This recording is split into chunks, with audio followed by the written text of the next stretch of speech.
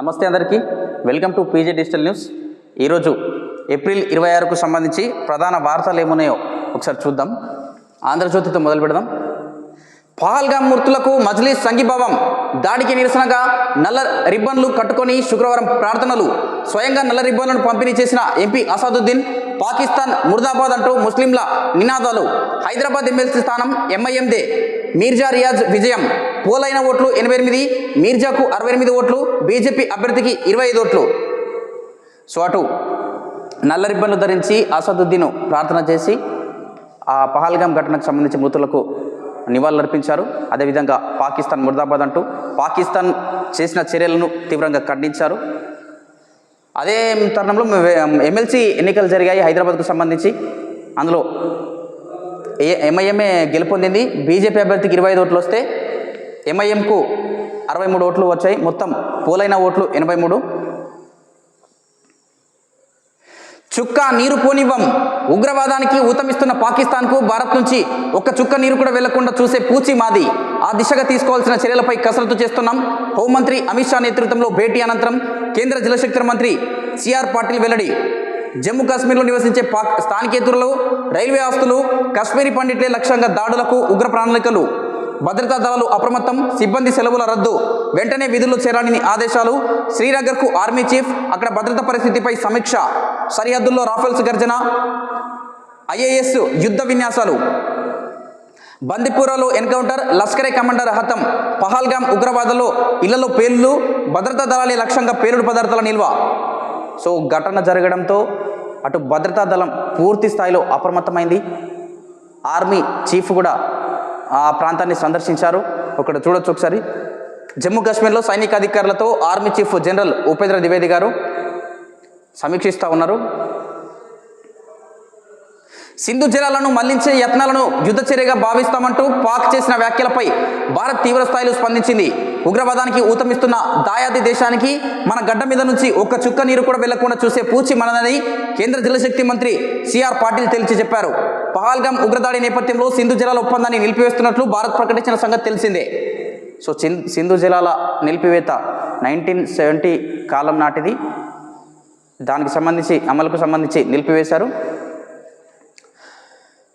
పాకిస్తానీలను వెనక్కి పంపండి. ముఖ్యమంత్రి రేవంత్ రెడ్డికి అమిత్ షా ఫోన్. దేశ భద్రతా రీత్యా రాష్ట్రం తీసుకోవాల్సిన చర్యల్ని వివరించిన కేంద్ర హోంమంత్రి ఒక్క పాకిస్తానీ కూడా ఉండొద్దు అన్ని రాష్ట్రాల సీఎంలకు స్పష్టం చేసిన షా. హైదరాబాద్లో 208 మంది పాకిస్తానీలు రాష్ట్రం నుంచి తక్షణం వెళ్ళిపోవాలి. డీజీపీ జితేందర్. సో నిన్న కేంద్ర హోంమంత్రి అమిత్ షా గారు అన్ని రాష్ట్రాల సీఎంలకు ఫోన్ చేశారు. పాకిస్తానులు ఎవరైనా ఉంటే వారిని వెంటనే వెనక్కి వెళ్ళిపోవాలని చెప్పి, పాకిస్తాన్కి వెళ్ళిపోవాలని చెప్పి ఆదేశాలు ఇవ్వండి అని చెప్పి కూడా సీఎంలకు కూడా ఫోన్ చేసి వివరించారు. సో ఈ మేరకు హైదరాబాద్లో దాదాపు 208 మంది పాకిస్తానీలు ఉన్నారు. సో వారిని కూడా వెనక్కి వెళ్ళాలని చెప్పి డీజీపీ జితేందర్ గారు కూడా చెప్పారు. సో నిన్న కొవ్వొత్తుల ర్యాలీ కూడా చేశారు. అంతర్జాతీయ భారత్ సదస్సు అయితే సమ్మిట్ హైదరాబాద్ కేంద్రంగా జరిగింది. సో మొదట ఈ పహల్గామ్ దాడిలో మృతి చెందిన వారికి నివాళులర్పిస్తూ కొవ్వొత్తుల ర్యాలీ కూడా చేశారు. కొవ్వొత్తుల ర్యాలీలో సీఎం రేవంత్, సల్మాన్ ఖుర్షిద్, మహేష్ గౌడ్, పొంగులెట్టి తదితరులు. కేంద్ర హోంమంత్రి అమిత్ షా శుక్రవారం ఇది చూసేసాం ఇంతకుముందే. పీఓకేను భారత్లో కలపండి. ఉగ్రమూకలకు గట్టిగా బదులివ్వండి. ఇందిరమ్మను ఆదర్శంగా తీసుకోండి. ప్రధాని మోదీకి సీఎం రేవంత్ రెడ్డి విజ్ఞప్తి. కేంద్రానికి అండగా ఉంటామని వెల్లడి. పహల్గామ్ దాడికి నిరసనగా హైదరాబాద్లో కొవ్వొత్తుల ర్యాలీ. పాల్గొన్న సీఎం, మంత్రులు, ఎంపీ అసదుద్దీన్. పహల్గామి దాడికి వ్యతిరేకంగా నిన్న క్యాండిల్ ర్యాలీ నిర్వహించారు హైదరాబాద్ కేంద్రంగా. మంత్రులు, ఎమ్మెల్యేలు ప్రతి ఒక్కరు పాల్గొన్నారు. నల్ల బ్యాడ్జీలను ధరించి నిరసన కూడా వ్యక్తం చేశారు. పహల్గామ్ దాడిలో మృతి చెందిన టూరిస్టులకు కూడా నివాళులు అర్పించారు. కేసీఆర్ మాటే వేదం. ఆయన ఏ బాధ్యత అప్పగించినా చేపడతా. ఆయనే మళ్ళీ కాబోయే సీఎం. అసెంబ్లీ, లోక్సభలో గెలిపించి ఉంటే సంకీర్ణంలో తెలంగాణకు మేలయ్యేది. రేవంతే 5 ఏళ్లుంటే కాంగ్రెస్ కనుమరుగు. మేం కూడా అదే కోరుకుంటున్నాం. ఉపయోగం లేదనే ఎమ్మెల్సీకి పోటీ చేయలే. మాకు అహంకారం లేదు. మాట తీరే అంతా. కవిత, కేటీఆర్ మధ్య ఎడం అబద్ధం. మంత్రిగా ఉన్నప్పుడు నిద్ర కూడా పోలేదు. ప్రతిపక్షంలో ఉంటేనే పరిణితి చెందుతాం. ఏబిఎన్ ఇంటర్వ్యూలో హరీష్ రావు గారు. సో మళ్ళీ వచ్చేది కేసీఆర్ ప్రభుత్వమే. 5 ఏళ్ళు కాంగ్రెస్ అధికారంలో ఉంటే కాంగ్రెస్ పార్టీ కనుమరుగవుతుందని చెప్పి కూడా హరీష్ రావు గారు చెప్తున్నారు. సో అదే మాకు కావాల్సింది కూడా అని చెప్పి చెప్తా ఉన్నారు. ఏబిఎన్తో నిర్వహించిన ఇంటర్వ్యూలో ఆయన కొన్ని వ్యాఖ్యలు చేశారు. ఆ 3 రంగాలకు రాష్ట్రం అనుకూలం. భారత్ సదస్సులో డిప్యూటీ సీఎం భట్టి, మంత్రి పొన్నం, కాంగ్రెస్ నేత సల్మాన్ ఖుర్షీద్, మహేష్, మధు యష్కి. అంతర్జాతీయ భారత్ సదస్సు, భారత్ సమ్మిట్ హైదరాబాద్ కేంద్రంగా జరుగుతుంది. నిన్న ఇవాళ 25, 26వ తేదీలో జరుగుతున్నాయి. లైఫ్ సైన్సెస్, టూరిజం, ఐటీలో పెట్టుబడులు పెట్టండి, సులభంగా అనుమతులు ఇస్తాం. విదేశీ ప్రతినిధులకు డిప్యూటీ సీఎం భట్టి పిలుపు. అట్టహాసంగా భారత్ సదస్సు 2025 ప్రారంభం. 100కు పైగా దేశాల నుంచి 300 మంది ప్రతినిధులు. రాహుల్ ఖార్గే రాకపోవడంతో ప్లీనరీ వాయిదా. నేడు రాహుల్ రాక క్వశ్చన్ అస్సరో లేదో తెలియదు. ప్లీనరీని నిర్వహించే అవకాశం. సో ప్రతినిధులు దాదాపు 100కు పైగా దేశాల నుంచి 300 ప్రతినిధులు హాజరయ్యారు. సో భారత్ సమ్మిట్ అయితే నిన్న జరిగింది. ఉగ్రవాదంపై పోరులో ఐక్యంగా భారత్, ప్రతి భారతీయుడు కలిసి రావాలి. కాశ్మీర్లో విపక్ష నేత రాహుల్ గాంధీ. ఆర్మీ 92 బేస్ ఆసుపత్రిలో పహల్గాం క్షతగాత్రుడికి పరామర్శ. ఎల్జీ మనోజ్ సిన్హా సీఎం ఒమర్తో భేటీ. సో పహల్గాం ఘటనలో గాయపడిన క్షతగాత్రులను రాహుల్ గాంధీ గారు పరామర్శించారు. ఈ విషయంలో కలిసికట్టుగా రావాలని చెప్పి అందరికీ పిలుపునిచ్చారు. కేంద్రానికి కూడా మేము మద్దతుగా ఉంటామని చెప్పి కూడా ఆయన చెప్పిన పరిస్థితి. తెలుగు స్థానంలో సంస్కృతంపై ఇంటర్ బోర్డు యూటర్న్. తెలుగు స్థానంలో సంస్కృతంపై ఇంటర్ బోర్డు యూటర్న్. సాహితీవేత్తల విమర్శలతో వెనక్కు. తెలుగు పట్ల అపార గౌరవం, అభిమానం. 10 సంస్కృత అధ్యాపక పోస్టుల భర్తీ కోసమే వివరాలు అడిగాం. సంస్కృతాన్ని ప్రోత్సహించే ఉద్దేశం లేదు. RJD Jayaprada bye. సో గత కొన్ని రోజులుగా మనం చూస్తూ ఉన్నాము, ఇంటర్ బోర్డు కీలక నిర్ణయం అని చెప్పి తెలుగు స్థానంలో సెకండ్ లాంగ్వేజ్ తెలుగు స్థానంలో సంస్కృతాన్ని ప్రవేశపెట్టాలని చూస్తున్నారని చెప్పి దానికి సంబంధించి వివరాలు కూడా కోరినట్లు రావడంతో అటు తెలుగు సంఘాల నాయకులు, సాహితీవేత్తలంతా కూడా ఆందోళన వ్యక్తం చేశారు. పెద్ద సంఖ్యలో వినతి పత్రాలు కూడా సమర్పించారు. సో దీంతో ఇంటర్ బోర్డు యూటర్న్ చేశారు. మేము తెలుగుని మార్చే అవకాశం లేదు, కేవలం పోస్టుల భర్తీ కోసమే వివరాలు అడిగామని చెప్పి కూడా స్పష్టం చేశారు. సో మొత్తానికైతే తెలుగుకు మళ్ళీ పునరుద్ధరణ అయ్యిందని చెప్పొచ్చు. సో ఇది తెలుగు వాళ్ళకు కొంచెం శుభ పరిణామమే. ఆ 3 రంగాలకు రాష్ట్రం అనుకూలం. భారత్ సదస్సులో పాల్గొన్న దిగ్విజయ్ సింగ్, రాష్ట్రపతి పొంగులెట్టి శ్రీనివాసరెడ్డిలు, ఎంపీలు చామల, మల్లురవి. సో ఇంతకుముందే చూసాం ఇది. తెలంగాణ రైజింగ్ భట్టి. రాష్ట్రంలోకి పెట్టుబడులను ఆహ్వానించేందుకు డిప్యూటీ సీఎం మల్లు భట్టి విక్రమార్క విదేశీ ప్రతినిధులకు పవర్ పాయింట్ ప్రజెంటేషన్ ఇచ్చారు. తెలంగాణ రైజింగ్ నినాదంతో రాష్ట్రంలో చేపడుతున్న అభివృద్ధి పనులను వెల్లడించారు. యంగ్ ఇండియా సమీకృత గురుకుల విద్యాలయాలు, స్కిల్స్ యూనివర్సిటీ, హరిత ఇంధన పాలసీ ద్వారా 2035 నాటికి 40,000 మెగావాట్ల విద్యుత్ ఉత్పత్తి, regional ring road, outer ring road మధ్య ఏర్పాటు చేస్తున్న క్లస్టర్లు, ఫ్యూచర్ సిటీ, మూసి పునరుజ్జీవన project, knowledge IT hub, Indiragiri జల వికాసం, సో తదితర అభివృద్ధి పనులను డిప్యూటీ సీఎం గారు అయితే వివరించారు. దేశ విదేశాల నుంచి ప్రతినిధులు హాజరయ్యారు. సో వారికి అనుకూలంగా ఉండేందుకు ఇక్కడ ఏమేమి వసతులు ఉన్నాయి, ఏమేమి అభివృద్ధులు జరుగుతున్నాయి, ఫ్యూచర్లో ఇంకేం జరుగుతాయి అన్న విషయాలను క్లుప్తంగా పవర్ పాయింట్ ప్రజెంటేషన్ ద్వారా ఆయన వివరించారు. సో దీంతో పెట్టుబడులు వచ్చే అవకాశాలు కూడా కనిపిస్తాయి. చూడొచ్చు, భారత సదస్సులో పాల్గొనేందుకు ఉత్సాహంగా వస్తున్న విదేశీ ప్రతినిధులు. వీళ్ళంతా కూడా దాదాపు 100 దేశాల నుంచి 300కు పైగా విదేశీ ప్రతినిధులు అయితే ఈ సదస్సుకు హాజరయ్యారు.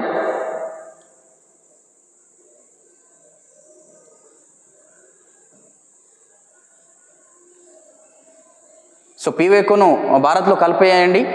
నిన్న తెలంగాణ రాష్ట్రంలో రేవంత్ రెడ్డి గారి నేతృత్వంలో నిరసన ర్యాలీ, కొవ్వొత్తుల ర్యాలీ అయితే నిర్వహించారు. ఇందులో ఎంపీ అసదుద్దీన్ కూడా పాల్గొన్నారు.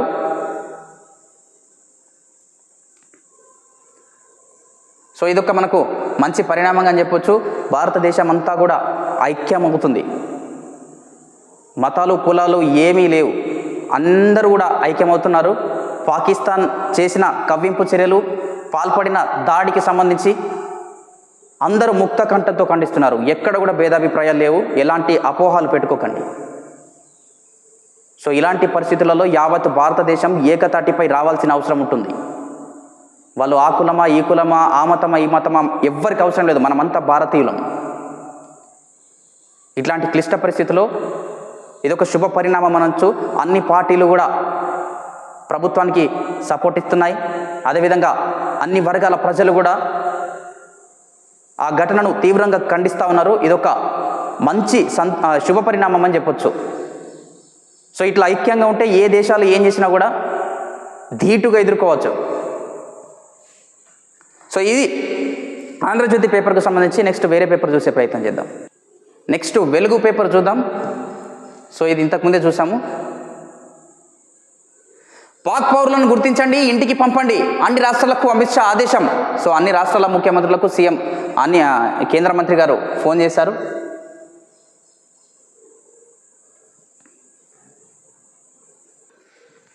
సో బార్డర్లో హై టెన్షన్. సో ఇదంతా కూడా శుక్రవారం రాజస్థాన్లోని ఎడారిలో బ్యాటిల్ ఫీల్డ్ డ్రిల్స్ చేపడుతున్న ఇండియన్ ఆర్మీ. సో పకడ్బందీగా సమాయత్తం అవుతా ఉన్నారు. ఎట్లాంటి క్లిష్ట పరిస్థితులు వచ్చినా ఇండియన్ ఆర్మీ ధీటుగా ఎదుర్కొనేందుకు డ్రిల్స్ కూడా చేపడతా ఉన్నారు. బార్డర్లో హై టెన్షను. కవ్వింపు చర్యలకు దిగుతున్న పాక్ బలగాలు. పహల్గాం ఘటన వెనుక హఫీజ్ సయీద్ హస్తం. ఉగ్రముఖల ఏరివేతకు ముమ్మరంగా వేట. కాశ్మీర్లో అణువణువు జల్లెడ. అరేబియా సముద్రంలో ఐఎన్ఎస్ విక్రాంత్ మోహరింపు. ఉగ్రవాదానికి వ్యతిరేకంగా ఒక్క తాటిపైకి యావత్తు దేశం. టెర్రరిస్టుల భరతం పడుతున్న ఇండియన్ ఆర్మీ. బందిపురాలో ఎన్కౌంటర్. లష్కరే కమాండర్ హతం. సో ఇది మొత్తానికైతే అటు ఇండియన్ ఆర్మీతో పాటు ఇండియన్ నేవీకి సంబంధించి ఐఎన్ఎస్ విక్రాంత్ కూడా అరేబియా సముద్రంలో మోహరించారు. పూర్తి స్థాయిలో సన్నద్ధమయ్యారు, సమాయత్తమయ్యారు. ఎలాంటి పరిస్థితులు వచ్చినా ఎదుర్కొనేందుకు సిద్ధంగా ఉన్నారు. టెర్రరిస్టులకు మద్దతిస్తున్నది నిజమే. పాకిస్తాన్ రక్షణ మంత్రి అంగీకారం. అమెరికా బ్రిటన్ కోసమే ఈ చెత్త పనులు. దాంతో మేమే ఇబ్బందులు పడ్డాం. మాపై ఇండియా ఎయిర్ స్ట్రైక్స్ చేస్తే యుద్ధమేనని కామెంట్. మిగతాది 5వ పేజీలో పాకిస్తాన్కు సంబంధించి రక్షణ మంత్రి స్పష్టం చేశారు. టెర్రరిస్టులకు మద్దతు ఇస్తుంది నిజమే అని చెప్పి. ఒక్కసారి 5వ పేజీలో చూసే ప్రయత్నం చేద్దాం. సో ఇది పాకిస్తాన్ రక్షణ మంత్రి ఖవాజా ఆసిఫ్ అంగీకారం. నిధులతో పాటు శిక్షణ అందిస్తున్నాం. అమెరికా బ్రిటన్ కోసమే ఈ చెత్త పనులని చేస్తున్నాం. ఇలా చేయడం తప్పే. దాంతో మేమే ఇబ్బందులు పడ్డాం. లష్కరే తోయిబా ఉగ్ర సంస్థ ఇప్పుడు లేనే లేదు. ఇన్ని రోజులుగా తమ దేశంలో ఉగ్రవాదులు లేరంటూ బుకాయించిన పాకిస్తాన్ ఎట్టకేలకు ఇప్పుడు నిజాన్ని ఒప్పుకుంది. టెర్రరిస్టు సంస్థలకు నిధుల సమీకరణతో పాటు ఉగ్రవాదులకు శిక్షణ మద్దతిస్తున్నామని అంగీకరించింది. ఈ విషయాలన్నీ స్వయంగా పాకిస్తాన్ రక్షణ మంత్రి ఖవాజా ఆసిఫ్నే వెల్లడించారు. బ్రిటన్ మీడియా స్కై న్యూస్కు ఆయన ఇంటర్వ్యూ ఇచ్చారు. ఈ సందర్భంగా పాకిస్తాన్ చాలా ఏళ్లుగా టెర్రరిస్టు సంస్థలకు నిధులు సమకూర్చడంతో పాటు ఉగ్రవాదులకు శిక్షణ మద్దతిస్తున్నది కదా, దీన్ని మీరు అంగీకరిస్తారా అని జర్నలిస్టు యాల్దా హకీం ప్రశ్నించారు. దీనికి ఖవాజా ఆసిఫ్ జవాబిస్తూ, మేము గత 3 దశాబ్దాలుగా అమెరికా బ్రిటన్ పశ్చిమ దేశాల కోసం ఈ చెత్త పనులన్నీ చేస్తున్నాం అని ఒప్పుకున్నారు. అయితే అది పెద్ద తప్పని, దానివల్ల పాకిస్తాన్ చాలా ఇబ్బందులు ఎదుర్కొంటుందని తెలిపారు. సోవియట్ యూనియన్కు వ్యతిరేకంగా జరిగిన యుద్ధంలో తాము చేరకపోయి ఉంటే తమ దేశానికి తిరుగులేని ట్రాక్ రికార్డు ఉండేదని చెప్పారు.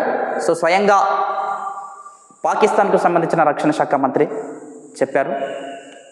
టెర్రరిస్టులకు మద్దతు ఇస్తా ఉన్నామని చెప్పి, శిక్షణ కూడా ఇచ్చామని చెప్పారు. సో దీంతో మేమే స్వయంగా ఇబ్బందులు పడుతున్నామని కూడా చెప్పిన పరిస్థితి.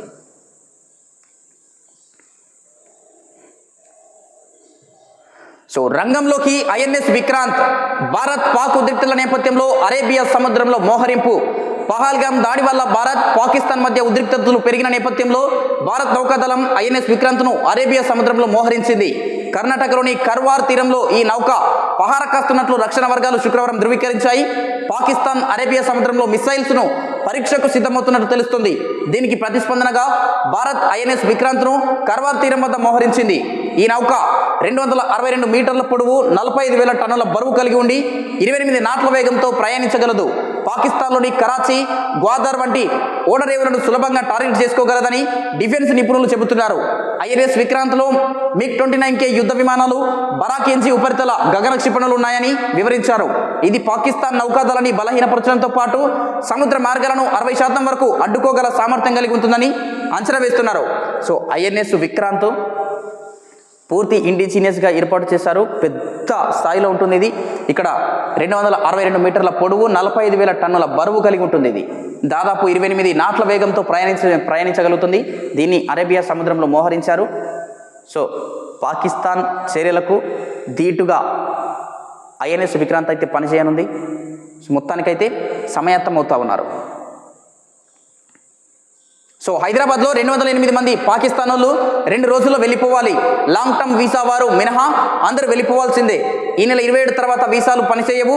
డీజీపీ జితేందర్ మెడికల్ వీసాలు 29 వరకే పనిచేస్తాయని వెల్లడి. సో అటు కేంద్రం నుంచి ఆదేశాలు రావడము, ఈ మేరకు రాష్ట్ర ప్రభుత్వం కూడా స్పందించింది.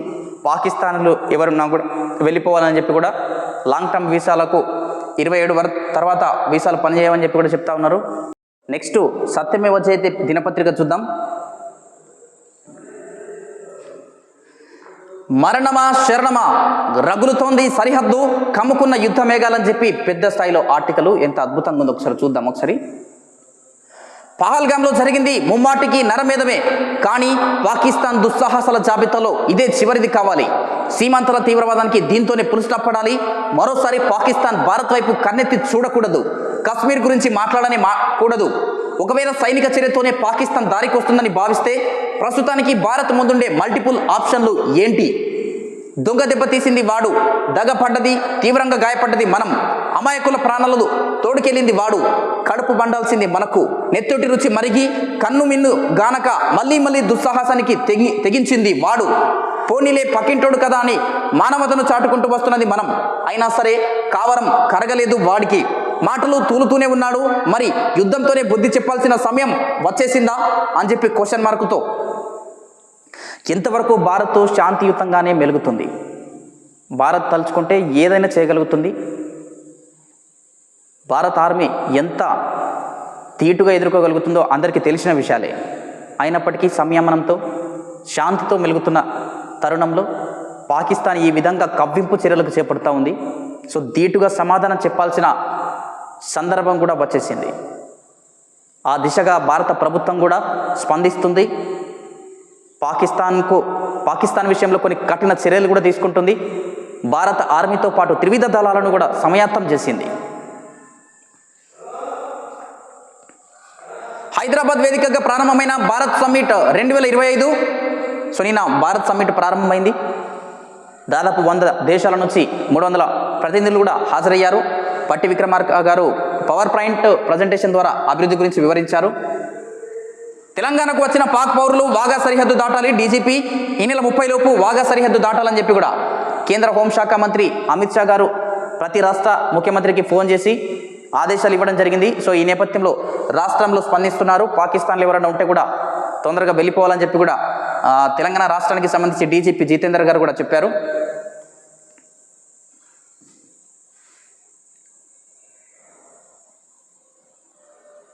సో మిగతా ప్రధాన వార్తలు ఏమున్నాయి ఒకసారి చూసేద్దాం.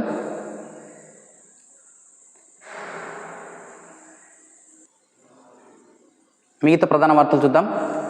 పాక్ జీవనాడులు తెగినట్టే జమ్మూ కాశ్మీర్లోని పహల్గామ్ ఉగ్రదాడికి చిమ్మిన రక్తపు టేరులకు ప్రతీకారంగా పాకిస్తాన్ జీవనాడులపై భారత్ తేరుకోలేని దెబ్బ కొట్టింది. అదే సింధు జలాల ఒప్పందాన్ని సస్పెండ్ చేయడం. గతంలో పాక్తో 1965, 1971 కార్గిల్ యుద్ధాలు, సైనిక ఘర్షణలు జరిగిన ఉద్రిక్త పరిస్థితుల్లో కూడా నదుల జలాల సరఫరాలో పాకిస్తాన్కు ఎలాంటి ఇబ్బందులు రాకుండా ఉండాలనే ఉద్దేశంతోనే ఈ ఒప్పందం రద్దు కాకుండా భారత్ సహనం వహించింది. కానీ ఈసారి పాకిస్తాన్ ప్రేరేపిత ఉగ్రతోడులు ఘాతుకానికి అభము శుభము తెలియని పర్యాటకుల నెత్తుడు మడుగులో నేల కూలడం భారత్కు సహనం నశించి రక్తం మరిగి ఈ ప్రతీకార చర్య తీసుకుంది. సో గతంలో కూడా పాకిస్తాన్ కొన్ని చర్యలకు పాల్పడినప్పటికీ భారత్ సంయమనం పాటించింది, శాంతిగా మెలిగింది. సింధు జలాల ఒప్పందం కూడా కంటిన్యూ చేసింది. కానీ అయినప్పటికీ అవకాశం ఇస్తున్నారు కదా అని చెప్పి మళ్ళీ పాకిస్తాన్ ఇట్లాంటి దుస్సాహసాలకు పాల్పడడంతో భారత్ ఈసారి అయితే ఈ సింధు జలాలకు చెక్ పెట్టింది.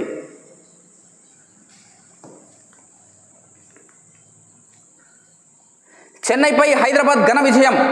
సో నిన్న చెన్నై వర్సెస్ హైదరాబాద్తో జరిగిన ఉత్కంఠ పోరులో హైదరాబాద్ అయితే ఘన విజయం సాధించింది. ఇది స్పోర్ట్స్కు సంబంధించి. మిగతా ప్రధాన వార్తలు ఏమున్నాయి చూద్దాం.